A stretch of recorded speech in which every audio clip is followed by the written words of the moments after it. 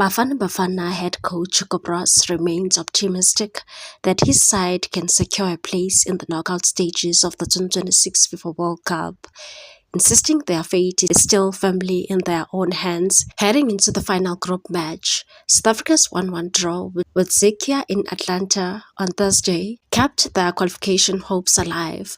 The result means Bafana Bafana will advance to the round of 32 if they defeat South Korea in Monterrey on Wednesday, provided Czechia fail to beat Mexico in their final group fixture. Broos was clear in his post-match assessment. His team cannot rely on other results, and said we didn't want to depend on anyone else. We just have to win against Korea. It will be very difficult, but if we play like we did today with the same mentality, it is possible. For the second match in a row, Bafana Bafana conceded early, mirroring their opening defeat to Mexico. Against Czechia, South Africa were caught cold from a long throw-in that exposed defensive lapses, allowing Michael Tedilek to finish past goalkeeper Ronwen Williams.